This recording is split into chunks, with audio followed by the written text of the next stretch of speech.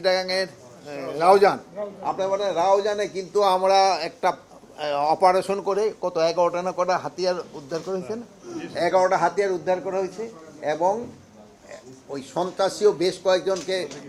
এই ধরা হয়েছে এবং ওইগুলি কিন্তু আপনাকে ধন্যবাদ আপনারা কিন্তু এটা মিডিয়াও প্রচার করছো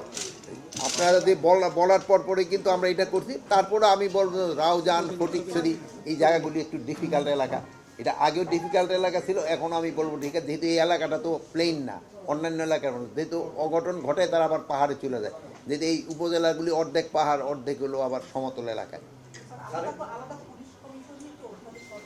আর পুলিশ কমিশনের এই পুলিশ কমিশনের ব্যাপারে এখানে আলোচনা হয় বাট পুলিশ কমিশন আল্লাহ দিলে হয়ে যাবে হওয়ার পরে আগে হয়ে লোক তারপরে কি সুবিধা হবে সেসব বলবো না না না আমি তখন ওইটা হওয়ার আগে আমি এটা কীভাবে বলবো আরগুর ব্যাপারে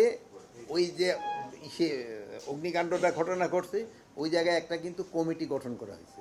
ওই কমিটিতে আমাদের প্রধান হলো আমাদের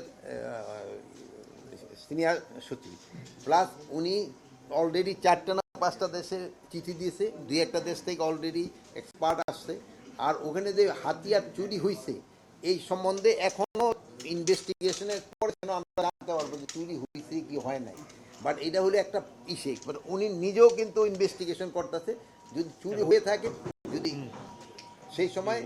কার মাধ্যমে হয়েছে এবং কে দেয় তার আইনের আওতায় নেওয়া হবে বাট এখন পর্যন্ত আমরা নিশ্চিত পারি নাই যে এখানে কটা হাতিয়ার চুরি হয়েছে বা আদৌ চুরি হয়েছে কিনা যেহেতু ইনভেস্টিগেশন করার পরে সেটা আমরা জানতে পারি মানে প্রত্যেকটা যে দুর্ঘটনার তো একটা হয়েই থাকে একটা জিডি কি বলো এটা জিডি হয়েছে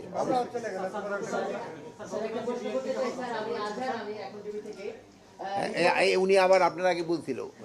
এটা ওই যে আমাদের আরপিও গুলি হচ্ছে না আর প্লাস এবার ক্ষেত্রে যে একটা কি জানি তোমরা করছো না ওই যে যারা থাকবে ওই যে ইলেকশনের সংক্রান্ত ব্যাপারে যারা ইলেকট্রাল ইনকোয়ারি কমিটি থাকবে কারো কোনো ধরনের এরকম নেগলিজেন্স থাকলে সাথে সাথেই তার আইনি আওতায় নেওয়া আসানো হবে আগে যেমন খালি ওই জিডি করে রাখতে হতো কেস না এইবার সাথে সাথেই তারা পানিশমেন্টের আওতায় নিয়ে আসা হবে পুলিশের করতে আমার নির্দেশনা ইলেকশনটা হইতে হবে ফ্রি ফেয়ার ক্রেডিবল এবং উৎসবমুখর যে যদি কেউ কোনো জড়িত থাকে তারে আইনের আওতায় নিয়ে আসা নিরাপত্তা বাহিনী বা যে কোনো বাহিনীর বা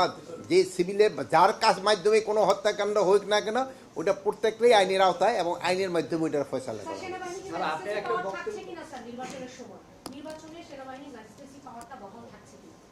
সেনাবাহিনী তো ম্যাজিস্ট্রেট পাওয়ার এখনই আছে তো নির্বাচন বন্ধ হবে কেন আমরা কি বন্ধ করছি নাকি নির্বাচন আসুক সেই সময় জিজ্ঞেস করেন এত সব কিছু যদি আগে আগে নিয়ে থাকেন তারপরে নেক্সট মিটিংয়ে কিন্তু আপনার আমরা ডাকবো না বলে সব উত্তর তো দিয়ে দিচ্ছি হ্যাঁ 2014 2018 এবং 2024 নির্বাচনে যারা ছিল তাদের আমরা ম্যাক্সিমাম চেঞ্জ করার চেষ্টা করব কিন্তু হলো কি আমাদেরও একটা লিমিটেশন আছে আমরা তো সবাইরে তো পারবো না আমরা প্রথম দেখবো যে যারা এই 3টা নির্বাচনের সাথে জড়িত ছিল তাদের আমরা প্রথম বাদ্যা দিব তারপরে আমরা দেখবো যে 2টার সাথে জড়িত ছিল তারা তারপরে যদি দেখি না আমার কাছে আরও অ্যাসেট রয়ে গেছে ওইটা তো আমি একটার সাথে জড়িত তাকে বাদ দিয়ে দেবো যদি আমি দেখি যে না আমি তো ওখানে নতুন রিক্রুট করে নতুন অস্তিত্ব নিয়ে আসতে পারবো না সেই সময় যদি দেখা যায় যে একটা নির্বাচনের সাথে জড়িত ছিল বাট সে ওরকম কোনো তার এগেইনস্টে কোনো রিপোর্ট নাই তারা হয়তো আমরা তো ইউজ করতে হবে আমার দেখেন তো নতুন কোনো কিছু নেই আমি তো বলতে পারবো না ভাই এই আসো আমি আজকেও সিং নিয়োগ দেবো 100 চলে আসো এই তো আমি তো পারবো না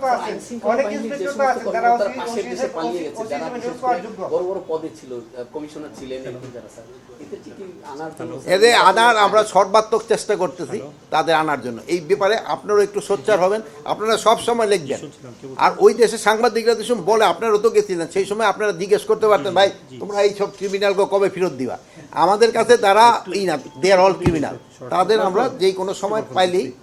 নিয়ে আসবো প্লাস তাদের সাথে আমাদের একটা এক্সট্রাডিশন ট্রিটি আছে আমরা চেষ্টা করতেছি তারা আনার জন্য